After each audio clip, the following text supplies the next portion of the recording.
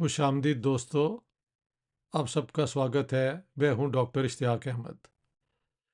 एक दोस्त ने मुझे डॉक्टर तैमूर रहमान, जो पॉलिटिकल साइंटिस्ट हैं और लम्स में पढ़ाते हैं, उनका एक वीडियो मुझे भेजा जिसमें उन्होंने मेरी किताब जो है Jinnah, his successes, failures and role in history का फ्रंट जो है वो दिखाया और कहा कि डॉक्टर इश्तियाक अहमद ने एक सिंपलिस्टिक थियरी पेश की है कि जो बरतानिया है, ग्रेट ब्रिटेन, वो पाकिस्तान को इसलिए बनाना चाहते थे ताकि उन्हें पाकिस्तान को सोवियत रशिया के ख़िलाफ़ इस्तेमाल किया जाए। According to Taimur Rahman, the fact is कि the British wanted to use the whole of India and not just Pakistan against the Soviet Union. चलो, ही थिंक्स कि मैंने कहा है कि पाकिस्तान को इसलिए बनाया गया। एक्चुअली मैंने ये नहीं कहा। मैंने ये कहा है कि बरतानिया की कोशिश थी कि सारे हिंदुस्तान को कैबिनेट मिशन प्लान के ज़रिए और एक डिफेंस ट्रीटी इंडिया के साथ हो, जिससे वो सारा हिंदुस्तान जो है वो ग्रेट ब्रिटेन के साथ दुनिया के अंदर उनका साथ दे वॉर एफर्ट में। लेकिन क्यों ये हुआ कि उन्होंने फिर पाकिस्तान बनाया, उसकी मैंने पूरी डिटेल्स दी हैं। Taimur Rahman has either not read my book carefully और ही हैज़ मिस represented what I have said and shown in my book। एक दूसरी जगह उन्होंने कहा है कि जी डॉक्टर इश्तियाक अहमद का ख्याल है कि पाकिस्तान को ग्रेट ब्रिटेन एक बफर स्टेट बनाना चाहते थे। क्या ज़रूरत थी इसकी, जबकि अफ़गानिस्तान पहले बफर था। यहाँ पे भी he is wide of the mark मुझे कहना चाहिए, क्योंकि मैंने शो किया है कि not at all, buffer state तो अफ़गानिस्तान थी। Great Britain in the end wanted Pakistan to be a front line state, front line armed to face the Soviet Union. तो दोनों में बहुत बड़ा फ़र्क है। इसको मैं आपके सामने पेश भी करूँगा। एक चीज़ मैं कहता चलूँ कि मेरी किताब पाकिस्तान में 2021 में पब्लिश हुई। 2023 में 2024 में मुझे पाकिस्तान जाने का इत्तेफाक हुआ और लाहौर जो मेरा अपना शहर है, मैं महीने से ज़्यादा 2 महीने तक वहाँ पे रहा। ना तैमूर रहमान ने ना बाकी जो वहाँ पे ये पढ़ाते हैं, हाँ, लम्स वाले, मुझे बुलाया वहाँ पे मेरी किताब पे सेमिनार देने के लिए। हाँ जी। और अब जब मेरी किताब का टाइटल लगाया है तो उसको नेगेटिवली पेश किया। आई डोंट नो व्हाई। वो कौन सा मेरे खिलाफ इनके दिल में एक बोझ है, वो Taimur Rahman would know better. All I know is, for me this was very strange, क्योंकि मैं तो लम्स खुद पढ़ाता रहा हूँ और मैं भी पॉलिटिकल साइंटिस्ट हूँ। मेरी किताब के बाद नेचुरल था कि मुझे बुलाएं वहाँ पे सेमिनार देने के लिए, but no, not even last year when I was there. ठीक है, बल्कि मुझे लम्स के स्टूडेंट ने एक दफ़ा बुला लिया। ये जितने टीचर हैं लेफ्ट लुफ्ट का ये वो झंडा उठाए फिरते हैं, इनमें से कोई भी नहीं आया। Whereas the book actually is a left critic of the Muslim League and Jinnah. मसलन जिना का जो मैं देख रहा था ये लेक्चर के अंदर, और मुझे यकीन है कभी तैमूर रहमान ने नहीं बताया अपने स्टूडेंट्स को कि 19 मार्च 1944 को लाहौर में एक बहुत बड़ी गैदरिंग जो थी, वहाँ पे जिन्ना साहब ने कहा कि the communists think that we are foolish, perhaps there is a grain of truth, but I tell you communists, hands off, hands off, hands off. We don't want anything. We have our own uh, white and green crescent flag, and we have our Islamic ideology, which is a complete code of life to follow. We don't want any yellow or red ism. इस किस्म का बयान है जो मुझे यकीन है कि अपनी जो ये मार्क्सिस्ट क्लासेस लेते हैं ना डॉक्टर साहब, उसमें कभी ये नहीं बताया होगा कि this is Muhammad Ali Jinnah on record. He was rabidly anti communist, anti socialist, और he is on record saying कि वेस्ट के साथ हमारा रिश्ता बनता है. और कोल्ड वॉर के दौरान जिन्ना साहब की वजह से पाकिस्तान अमेरिका की तरफ झुका, और ये वो दैट्स अ लेटर थिंग. अगर उस पर भी बहस करनी होगी तो वो भी हम कर लेंगे. लेकिन let's see, have I said कि वो अंग्रेज़ पाकिस्तान को इसलिए बना गए थे कि वो red Soviet union? Not at all. I have said they tried very hard कि इंडिया सारे को वो एक ट्रीटी के ज़रिए ब्रिटेन के साथ नत्थी कर दें, बांध दें. लेकिन and Taimur Rahman admits this, जब उन्होंने देखा कि नेहरू जो है वो सोशलिस्ट या कम से कम नॉन अलाइंड रहना चाहता है, तब ये है वो है. He doesn't develop the thing properly, because वहाँ पे फंस भी जाते हैं ना ये लोग, क्योंकि मुस्लिम लीग का फिर कैरेक्टर बताना पड़ता है. बट लेट मी से, जब सेकेंड वर्ल्ड वॉर शुरू हुई, दिस वॉज ऑन द 1 सितंबर 1939, तो 3 सितंबर को लॉर्ड लिलिथगो ने committed India to the war, जिसके ऊपर कांग्रेस ने एतराज़ किया, क्योंकि तब तक उनकी 8 प्रोविंसेस में गवर्नमेंट थी. मुस्लिम लीग 1937 के इलेक्शन में बुरी तरह पिटी थी मुस्लिम मेजॉरिटी प्रोविंसेस में. हाँ जी. तो इन हालात में उनकी 8 प्रोविंसेस थी. कांग्रेस का मौक़िफ़ था कि आपने इंडिया को जंग में धकेल दिया है इंडिया के इलेक्टेड रिप्रेजेंटेटिव्स को कंसल्ट किए बगैर. This is not the right way to commit India. India को पहले आज़ाद करें, फिर आज़ाद एक मुल्क के तौर पे हम जो है ना फैशिज्म को डिफीट करने के लिए, दुनिया की आज़ादी के लिए जो जंग शुरू हुई है उसमें अपना हिस्सा पूरा डालेंगे. This is what the Congress said. लेकिन 7 सितंबर को जिन्ना साहब जाते हैं और माउंटबेटन को उसे कहते हैं Linlithgow, who was then the viceroy. He says, if Britain wants to prosecute this war successfully, it must take Muslim India into confidence through the accredited organization, the All India Muslim League. ठीक है.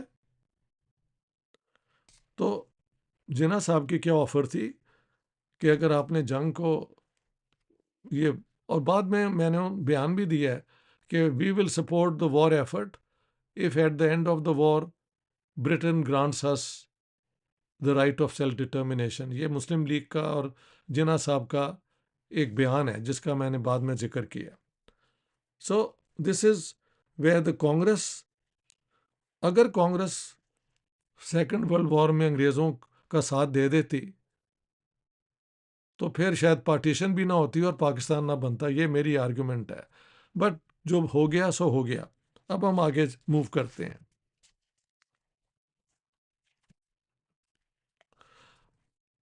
देखें, अंग्रेज़ों के लिए सारे हिंदुस्तान को छोड़ना भी कोई 1943 में viceroy Linlithgow, he was handing over power to the new viceroy Lord Wavell, और लॉर्ड वेवल को उन्होंने कहा है कि we are here for another 30 years, यानी 43 से 73 तक। लेकिन हुआ क्या, जंग में ये नाज़ी जर्मनी ने शेफील्ड, मैनचेस्टर, जहाँ जहाँ इनकी इंडस्ट्री थी तबाह कर दी, और ब्रिटेन की जो ट्रेजरी है वो बिल्कुल खाली हो गई थी। और तो और फूड राशनिंग हो रही थी इतनी सख्त कि वहाँ पे दूध और मक्खन वो भी बहुत छोटी मिकदार में दिया जाता था लोगों को। और America was paying the salary of the British officers, so bad was the situation.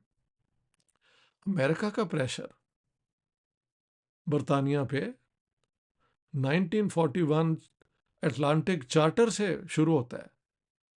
President वो जो हैं Franklin Roosevelt meets Churchill and says के you should hand over power to India, and Churchill जो कि एक आर्च इंपीरियलिस्ट थे is not keen to do that, और वो वहाँ पे कहते हैं ये है वो है। लेकिन 45 का जो इलेक्शन होता है उसमें सरप्राइजिंगली मेजर अपसेट होता है कि the conservative party and Churchill, hero of the Second World War in one way, loses the elections and people vote a Labour government into power. और फिर अमेरिकन प्रेशर लेबर गवर्नमेंट पे बहुत ज़्यादा हो जाता है कि transfer power to India. What the British do is partition India before they go. Why did the British partition India? हाँ जी, यही सवाल है ना। तो उस पे हम आते हैं। अब इस पे आप देखें, Lord Wavell was the second last viceroy. 27 दिसंबर 1945 को उन्होंने एक ब्रेक डाउन प्लान अनाउंस किया। Break down plan, why did you do that? उसकी वजह है कि क्विट इंडिया मूवमेंट को इन्होंने क्रश तो कर दिया था, हजारों लोग जेल में डाले थे। ये भी आपको बता दूं कि क्विट इंडिया मूवमेंट शुरू होती है 8 की सुबह को, यानी रात को, और 9 की सुबह अगस्त 1942 को। और एकदम जो Lord Linlithgow who was then viceroy हमला करते हैं और सारे कांग्रेस के लीडर्स को अंदर कर लेते हैं। लेकिन वो मूवमेंट जो कॉल थी कि we should resist British rule and throw them out, वो सारे हिंदुस्तान में उसका रिवेrberated, यानी लोगों उसके अंदर हिस्सा लिया। बल्कि बंगाल और बिहार के अंदर तो टेररिज्म भी की गई, ब्रिटिश ऑफिसर्स पे अटैक किए गए। हाँ जी, उस ज़माने में कमांडर इन चीफ इंडिया के थे लॉर्ड वेवल, जो बाद में 43 में वाइसरॉय बने। हाँ जी, so keep that in mind that Wavell had seen Congress call for quit India movement leading to terrorism against the British. So he was rabidly against the Congress and especially Gandhi.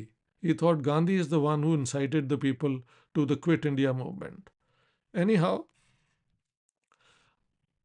वो quit इन्होंने crush तो कर दिया था, लेकिन हजारों लोग jail में डाले गए थे, हजारों लोग। और उधर से सुभाष चंद्र बोस की जो थी इंडियन नेशनल आर्मी, वो जापानीज के साथ मिलके ये एडवांस तो नहीं थी कर रही, बर्मा में आ चुकी थी। तो Wavell came to the conclusion we can't hold on to India. So if we can't hold on to India, what should we do? ये है 27 दिसंबर 1945। This is the breakdown plan of Wavell. What he writes is, if the Muslims insist on self-determination in genuinely Muslim areas, this must be conceded. कि अगर मुसलमान, जैसे कि जिन्ना साहब 22 मार्च 1940 के बाद सुबह शाम रात दोपहर सिर्फ ये कहते थे कि इंडिया की पार्टीशन करो, हिंदुओं के साथ हम मिलके नहीं रह सकते, अगर हमें मजबूर किया गया तो सिविल वॉर हो जाएगी। He never ever deviated from that. I can bet my life, बल्कि मेरा थीसिस जो है डॉक्टरल थीसिस और किताबें मैं जला दूंगा अगर कोई एक भी जना का बयान दिखा दे कि he ever deviated. He wanted the partition from the 22nd of March, 23rd मार्च को लाहौर रेजोल्यूशन आ गया था जो 24th को पास हो गया था, demanding Muslim states at that time. So what does he says? If the Muslims insist on self-determination in genuinely Muslim areas, this must be conceded. On the other hand, there can be no question of compelling large non-Muslim populations to remain in Pakistan against their will. देखें, जिन्ना साहब चाहते थे कि हिंदुस्तान की तकसीम हो और हिंदू मुस्लिम basis पे, जहाँ जहाँ मुसलमान मेजॉरिटी में है वो पाकिस्तान को मिले या मुस्लिम स्टेट्स को मिले, लेकिन उनकी इंसिस्टेंस थी कि पूरा पंजाब और पूरा बंगाल भी उन्हें मिले. वेवल इज़ ऑलरेडी सेइंग कि अगर पाकिस्तान मुसलमानों को मिलता है तो उन इलाकों में पंजाब और बंगाल के, ये दो प्रोविंस थे जो मुस्लिम मेजॉरिटी प्रोविंसेस थे, वहाँ पे जो गैर मुस्लिम है उनको फोर्स नहीं किया जा सकता कि वो पाकिस्तान में रहें. इसलिए पार्टीशन ऑफ बंगाल भी होगी और पंजाब भी होगी. और Wavell boundary demarcation plan of 7 February 1946, Wavell में वो किस तरह डिमार्केट होगा पंजाब और बंगाल का बॉर्डर, वो भी 7 फरवरी 1946 में ले डाउन कर दिया गया था. बाद में जब रेडक्लिफ अवार्ड आया तो वहाँ पे भी मेरी एक शर्त है दुनिया को कि the Radcliffe award is 99.9999% the same as the Wavell demarcation plan of 7 फरवरी 1946. सिर्फ 3 गांव जो सुतलज के ईस्ट पे थे वो रेडक्लिफ ने इंडिया को दे दिए थे. बाकी गुरदासपुर अगर ये इंडिया में रहे, ये वेवल का प्लान है. I can read Sindh, north west frontier province, British Balochistan and Rawalpindi, Multan and Lahore division of Punjab, less Amritsar and Gurdaspur districts, ये इंडिया में जाएंगे और वही इंडिया में गए. एनी हाउ आई थॉट ये मैं बता दूं डॉक्टर तैमूर रहमान को कि the British were thinking of partitioning India to create Pakistan in case they have to leave quickly, but they did not want to leave quickly. Cabinet mission plan जो इन्होंने बनाई उसका मकसद क्या था कि किसी ना किसी तरीके से पूरे हिंदुस्तान को, ये मैंने कहा है, Taimur Rahman is not saying this कि वो तो सारे को चाहते थे, मैंने ये कहा है. They wanted to keep the whole of India with an united, loosely united in a federation, जिसे वो कैबिनेट मिशन प्लान बाद में बनी. सेंटर के पास सिर्फ defence, foreign affairs and communication and all other powers vested in the provinces. ऐसा centre तो एक दिन भी नहीं चल सकता, और इतने बड़े इंडिया में Taimur Rahman political scientist would know that. और जब पाकिस्तान बन गया तो जिन्ना साहब ने तो 100 गुना ज़्यादा स्ट्रॉन्ग सेंटर बनाया, जो आज तक प्रोविंसेस पीट रहे हैं अपना कि हमें हमारे राइट्स नहीं मिलते. 18th अमेंडमेंट पास होने के बावजूद, पाकिस्तान टूटने के बावजूद, जो 71 में टूट भी गया, centre doesn't want to give powers to the provinces, but that later. Anyhow, cabinet mission plan जो है, डेलीगेशन 3 मिनिस्टर्स पे था. 2 तारीख को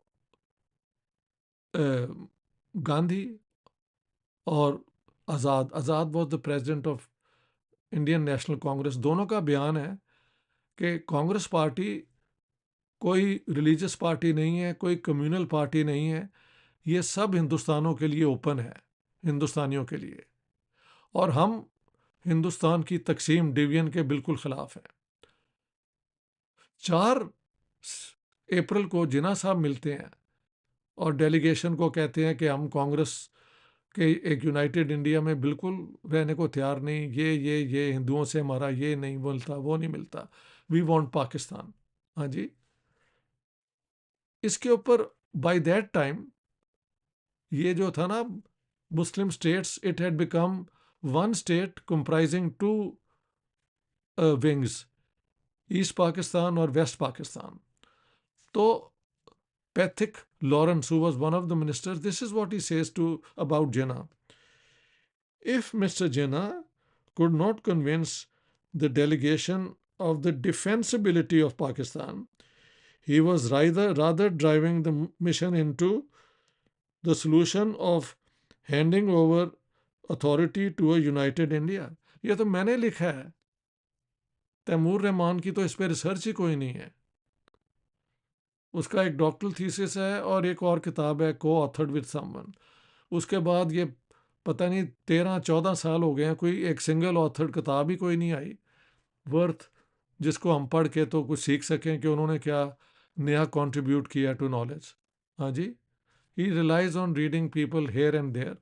और मेरी किताब को मिस रिप्रेजेंट किया या पूरी तरह पढ़ा नहीं है. I don't know which is the truth. Anyhow, so defensibility of Pakistan का मसला तो कैबिनेट मिशन प्लान वालों को था. जिन्ना साहब ने कहा था कि अगर आपको समझ नहीं आती तो मैं नहीं समझा सकता, but I want a Pakistan. Cabinet mission आई, मैंने बताया उसके वो थे 3 ग्रुप थे और सेंटर के पास सिर्फ ये 3 पावर्स थी. प्रिंसली स्टेट्स जो हैं वो सिर्फ फॉरेन अफेयर्स और डिफेंस देती थी, बाकी इंटरनल ऑटोनमी जो अंग्रेज़ों के दौर में थी वो उनके पास रहती थी. It was not going to last a day अगर वो उसकी बुनियाद पे कोई पावर ट्रांसफ़र हो जाती. But that's not what the British wanted. The British wanted के कैबिनेट मिशन प्लान भी ये मान लें और पूरा इंडिया जो है थ्रू अ डिफेंस पैक्ट अंग्रेज़ों के साथ मिल जाए. ये देखें,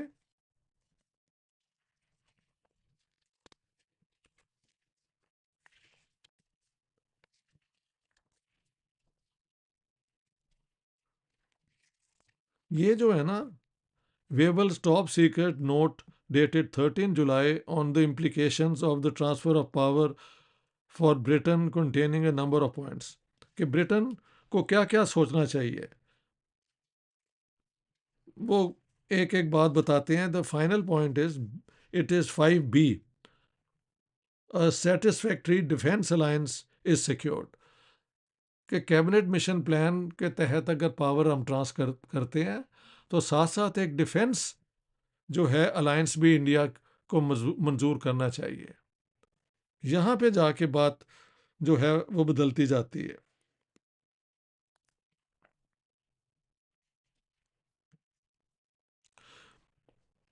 Claude Auchinleck, who was the supreme commander of India at that time, वो कहते हैं कि अगर हम इंडिया को ट्रांसफ़र कर दें पूरी पावर तो फिर क्या हो सकता है. This is what he says, we consider that it is impossible to guarantee that independent India would not be unfriendly or would not be influenced by a power such as Russia, China, or Japan, hostile to the British Commonwealth.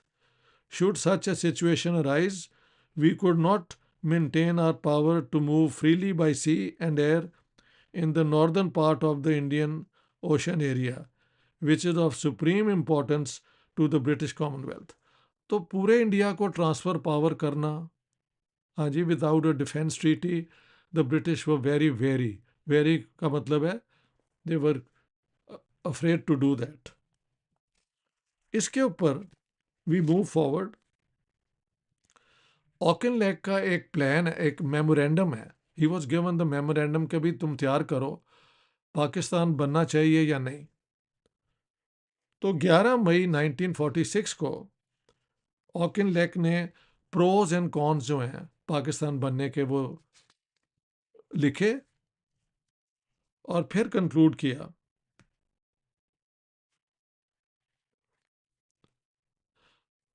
ऑकिनलेक की सबसे बड़ी थी कि हमने India के लिए जो British Indian army बनाई है, अगर इंडिया डिवाइड होता है तो वो इंडियन आर्मी भी डिवाइड हो जाएगी और सब कॉन्टिनेंट कमज़ोर हो जाएगा. So this is what he says.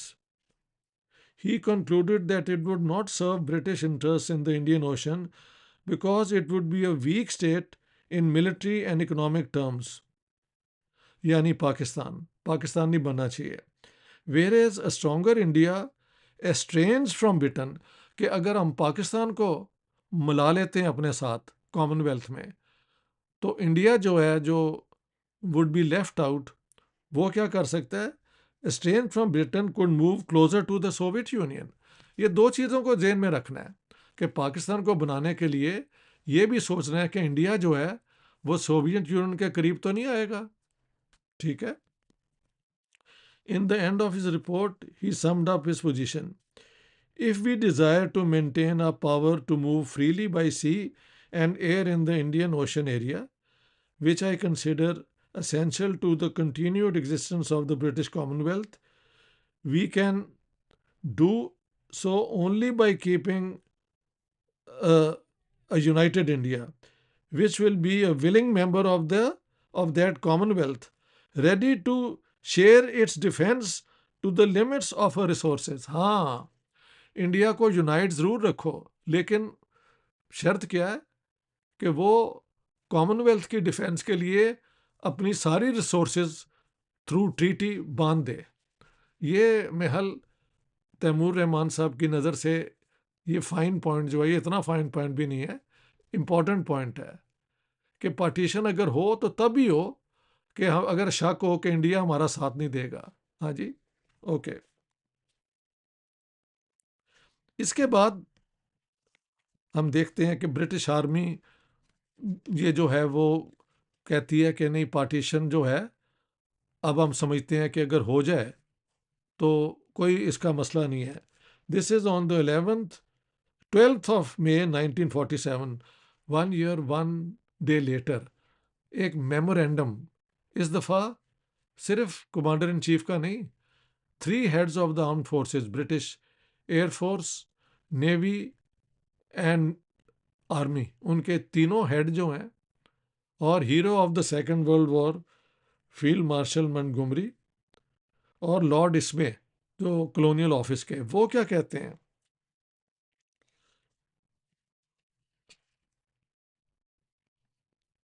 हाँ, वो कहते हैं a Muslim application to remain within the commonwealth, यानी ये जो जिना साहब की खबर थी कि ये कॉमनवेल्थ ज्वाइन करने के लिए एप्लीकेशन देंगे. A number of princess might do the same thing, और ये जो प्रिंस हैं 571, ये भी कई चाहेंगे कि इंडिया में ना जम हो, ये कॉमनवेल्थ को ज्वाइन कर लें. On the other hand, Hindustan might well stick to the declared intention of Congress to be a free sovereign state, although there were signs that some Congress leaders had doubts of their ability to continue without some British advisors and administration. It would be a tremendous asset if Pakistan, particularly Northwest, remained within the Commonwealth. And then they go on to say, ये ज़रा सुने, from the strategic point of view, there were overwhelming arguments in favor of West Pakistan remaining within the Commonwealth, namely that we should obtain important strategic facilities, the port of Karachi, air bases, and the support of the Muslim manpower in the future. कि पाकिस्तान अगर Commonwealth का हिस्सा बनता है तो हम उनसे Karachi port facilities, Pakistan airfields और Muslim manpower means what, the Pakistan army, जिसको बाद में अफ़गान जिहाद में उन्होंने इस्तेमाल भी किया ना, पाकिस्तान आर्मी को. पाकिस्तान बनाया इसीलिए था, वन मैन. उन्हें वो ये शक था कि हिंदुस्तान में रिमेन इंडिपेंडेंट एंड सॉवरन, जिसका तैमूर रहमान ने जिक्र भी किया है कि जी उन्हें शक था कि Nehru would remain non-aligned or Euro, which is true, which is what I have said. और उसमें माउंटबेटन का रोल आप देखें, जब ये मेमोरेंडम लंदन में पास हो रहा था तो उन्हीं दिनों में Mountbatten meets first Nehru and says कि भाई जिन्ना साहब wants to join the commonwealth, अगर इंडिया ने ज्वाइन ना किया तो अगर जंग हो गई पाकिस्तान और इंडिया की, तो वो क्योंकि कॉमनवेल्थ के मेंबर होंगे तो we would be treaty bound to support Pakistan in the war against India. तो सोच लो, तुम भी आ जाओ कॉमनवेल्थ में, वरना this would be the consequence. उसके बाद वो गए जिन्ना साहब के पास और कहा, Mister Jinnah, I appreciate that you want to join the commonwealth, but be prepared that your application can be refused, because if we admit Pakistan and India doesn't join, then we can't afford to have India alienated and move towards the Soviet Union to include a smaller Pakistan. तो उस पर जिन्ना साहब क्या कहते हैं? जिन्ना साहब कहते हैं कि how can we Muslims be refused membership of the Commonwealth? I will go to the British Parliament, to the British people, to the British Parliament, and say that we Muslims have never opposed British rule. How can we, a loyal people, be refused membership of the Commonwealth?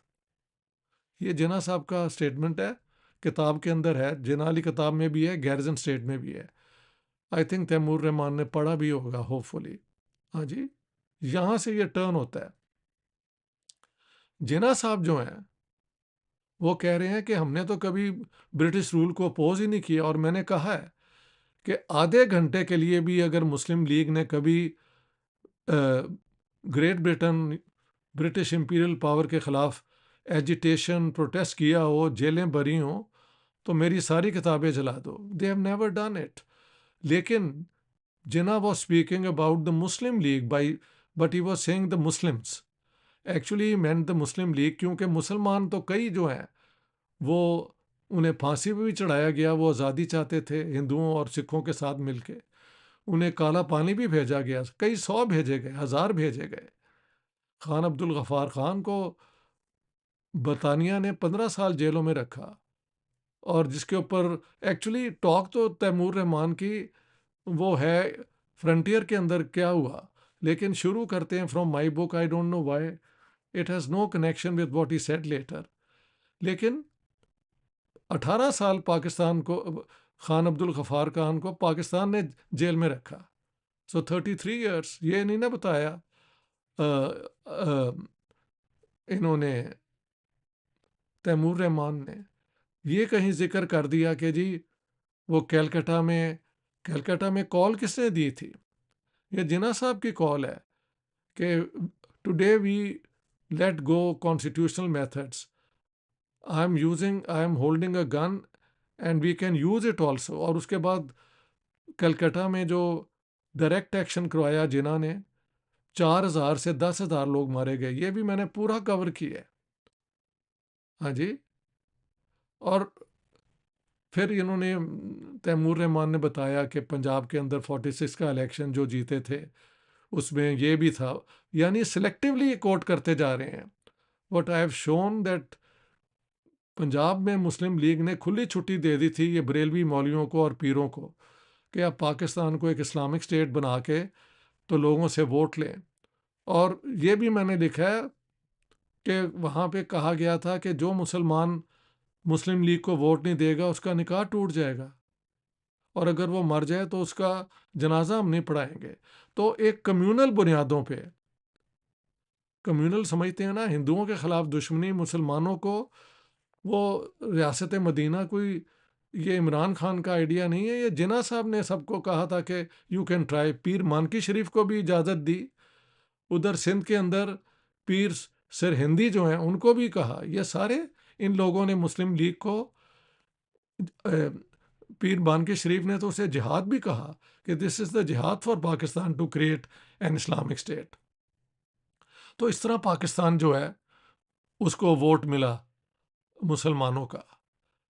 ये भी मैं कहता चलूँ कि उस ज़माने में सिर्फ 11% हिंदुस्तान की पॉपुलेशन को वोट का राइट था, और मुसलमान क्योंकि प्रॉपर्टी और एजुकेशन दोनों में से हिंदुओं से पीछे थे, तो 7 से 8% मुसलमानों के पास राइट टू वोट था, जिनमें से मेजॉरिटी ने, ठीक है, फर्स्ट पास द पोस्ट वाली जो सिचुएशन है, पाकिस्तान के हक में वोट दिया, एंड दे गॉट, वो प्रोविंसेस में एंड सेंटर में इतनी सीटें मिली। लेकिन कम्युनल एक कैंपेन करने के बाद, बिल्कुल कम्युनल, एंटी हिंदू और ये सारी इस किस्म की बातों से इन्होंने इलेक्शन जीता है, जो आज तक पाकिस्तान का एक मुसीबत है। ये अभी तक we have not grown out of it. आगे सो पाकिस्तान को फिर जो बनाया गया, वो इसके बाद 3 जून 1947 को, ये 12 मई 1947 का है। By that time the army had come to the conclusion, बल्कि जब 11 मई 1946 को ऑकिनलेक ने लिखा था, तो इमीडिएटली उनके जो प्रिंसिपल ऑफिसर थे लॉर्ड जनरल मेन, उसने लिखा था I do not agree with what, यानी अगर पाकिस्तान बन भी जाता है तो कोई फ़र्क नहीं पड़ता, we can use Pakistan to our advantage. और इसके अंदर मुझे शायद ये भी बताना चाहिए, जो हाँ,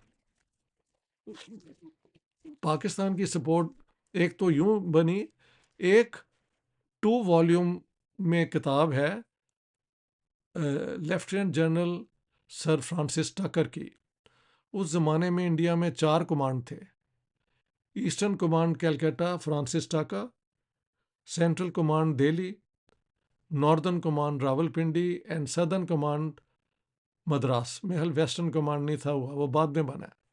हाँ जी, उनकी किताब है जिसमें सर फ्रांसिस टकर सेज कि we need to create an Islamic arch beginning in Algeria through Arabia Deserta Persia into northern Hindustan, a Muslim state armed, and Muslim Islamic state का है, आर्म्ड विथ ब्रिटिश साइंस, जो कि Soviet union को रोकेगी। उनका ख्याल था, 2 मौक़िफ़ थे, एक तो नेहरू लेफ्टिस्ट था, so the British establishment were suspicious, were against him, और दूसरा ये था कि कास्ट सिस्टम की वजह से शायद यहाँ पे कम्युनिज्म की अपील इंडिया में भी ना हो जाए, इसलिए पाकिस्तान बनाओ, इस्लामिक स्टेट बनाओ, armed with Islamic ideas and British science. British science means British armament.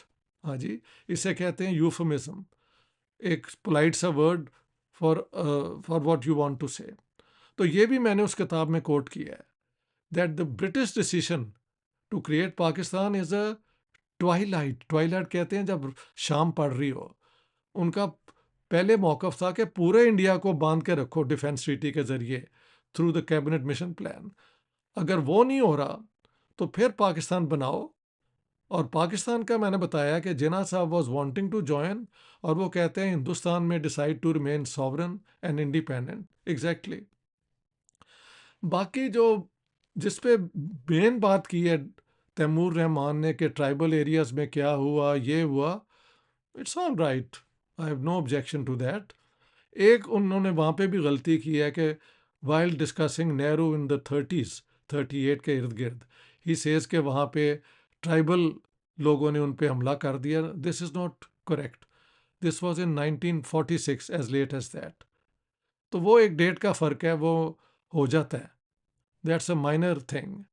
लेकिन doctor Taimur Rahman, I think you either didn't read my book properly, और there is some reason that you wanted to run my book down by saying कि simplistic है। बिल्कुल simplistic नहीं है। At the last moment the British decided, and I given the reason, why they wanted ए पाकिस्तान। ये original idea नहीं था।